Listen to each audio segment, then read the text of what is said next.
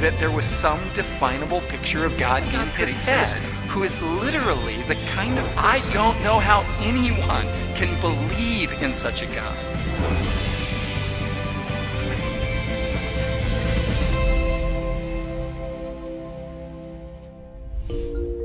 Not too long ago, I had a super interesting encounter on a flight out of Denver. As I took my seat and began reading whatever book I happened to have with me, it became obvious that the guy sitting next to me was looking over my shoulder and catching a few glances of whatever it was. He must have saw the word God or some religious terminology, because rather casually, the guy leaned over and he says, "Looks like an interesting book." But then after a short pause, just bluntly out of nowhere, the guy says, "But I'm an atheist." Well, evidently he was an outgoing guy and looking for some conversation. So I said, "Actually, I'm an atheist too." Clearly he was a little surprised, no doubt because of the book I was reading. He was like, "Seriously, you're an atheist?" "Yeah, absolutely," I told him. Then I threw him an unexpected curveball. I said, "Describe for me the God you don't believe in."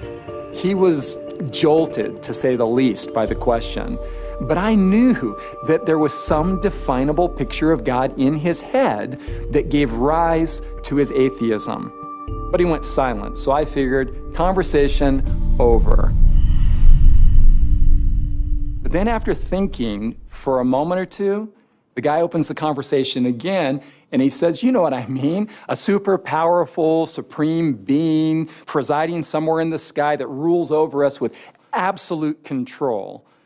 He paused again, and then he just plowed forward, man. He just let it all out. You know, before we're born, this God decides who gets to go to heaven, who's gonna burn in hell forever. Of course, we have no say in the matter because he's Mr. Almighty God. It's his universe, so how dare anybody question him? He can do whatever he jolly well pleases.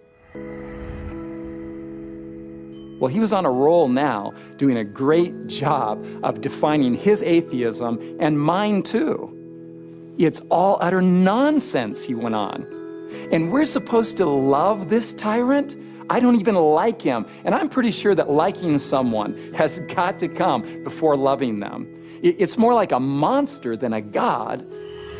I was right with this guy, I have to tell you. Just right with him. "Yeah, I totally agree," I said. It's a pretty diabolical picture, huh?"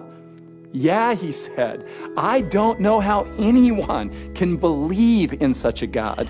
"Me neither," I agreed. "I certainly don't. I don't believe in the existence of any such God as you've just described.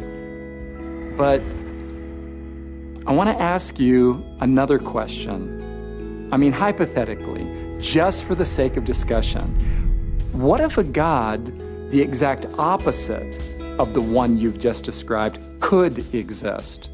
Would you want him to?" He was jolted again, just thinking about the idea. "What do you mean?" he says. "Like what?" So I offered a totally different picture. Well, what if a God could exist who is nothing but total goodness, perfectly just, perfectly merciful to everyone all the time? A God who always does the right thing toward every person. A God who would literally give everybody total freedom to decide their own destiny and never in a million years torture anybody who didn't agree with him. Now, what if a God could exist who is literally the kind of person who would rather die than commit an injustice against any person? I mean, if a God like that could exist, would you want him to? Now, I could see that this was totally new territory for him. But after thinking for just a few seconds, he said what any rational person would have to say. "Well, sure," he said.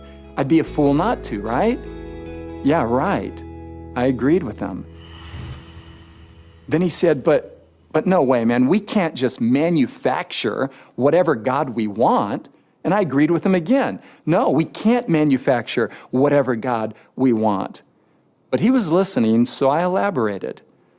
"Listen, man, I totally resonate with your atheism. because I find many of the popular views of God as repulsive as you do. But I believe that the one and only true God is beautiful in the extreme. And you've said that you would want that kind of God to exist if he could. Well, I simply do believe the very thing that you want to believe. So you're not really an atheist, he says to me? Well, actually I am. I'm an atheist in the sense that I don't believe in the cruel, tyrannical God you've just described. But I do believe in God. But I believe in a God who is nothing like the God you don't believe in. So as far as I can see, you haven't rejected my God, because the fact is, you've never even considered him. I'm asking you to believe in a God of sheer beauty and perfect goodness. And I totally commend you for not believing in the false God that you were raised to believe in. I mean, this guy's mental wheels were turning. And you know what? I found that many people who don't believe in God don't believe in a particular picture of God. A self-serving, threatening tyrant who wants to either control us or damn us. They reject the only option they've ever been taught, while somewhere in their hearts, they desire a God worthy of their love and worship. I mean, what if? What if the God who does exist is nothing at all, like many popular religions portray God to be?